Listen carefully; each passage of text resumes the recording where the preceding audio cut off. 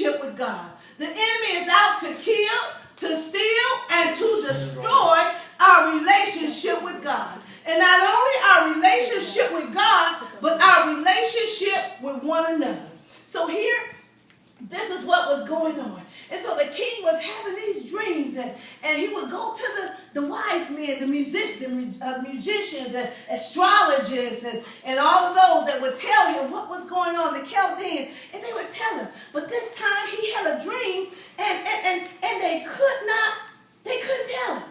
They could not tell him what the dream meant because the king couldn't remember what the dream was.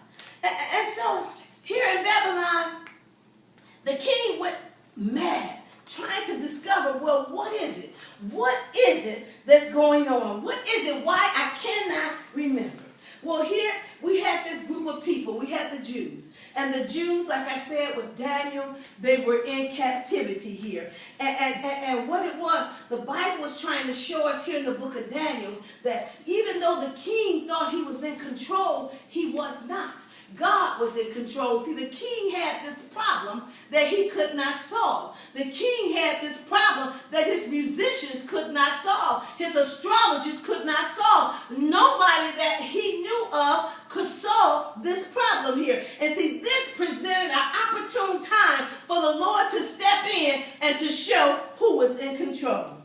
The God we serve, I want you to know, he's an all-knowing God. He knows all things. He knows the past, he knows the present, and he knows the future. So he knows everything that's going to happen before that happens. Nothing happens haphazardly. Everything happens the way it's supposed to happen because God is in control. And so here, I got to thinking about when we go through situations here. When we look at an earthquake, earthquakes come, and what do?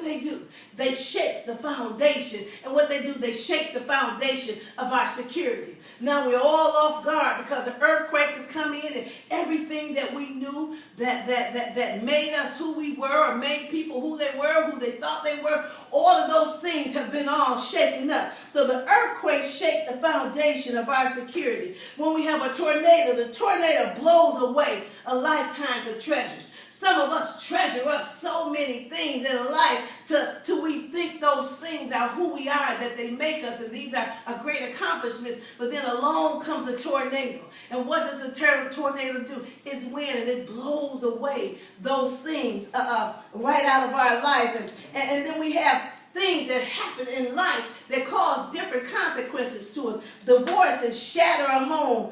Terrorism, it frightens a nation. And we got so many bombings and all the murders that's going on now, and the natural disasters. All of those things will cause us to think, and will cause us to ask each other, well, where is God? What's going on? If you listen to the news and you hear all the horrific things that are going on today, you would say, what in the world is going on? Every place you look like you thought it was bad here. In Detroit, you hear about all the killings, you hear about this, but Lord, then you hear about something else over here in Chicago. Then you hear about something else over here. Everywhere you look, you hear about something. So it's like a disaster. It's just breaking out everywhere. So in the center of it, we say, well, what is going on? These things will cause us, where is God? Where is God? Well, in the story today with the Daniel and the Hebrew boys and with the Jews, this was the same thing. Their foundation had been removed from them. They were removed from their land that they knew of. They were not in their comfort.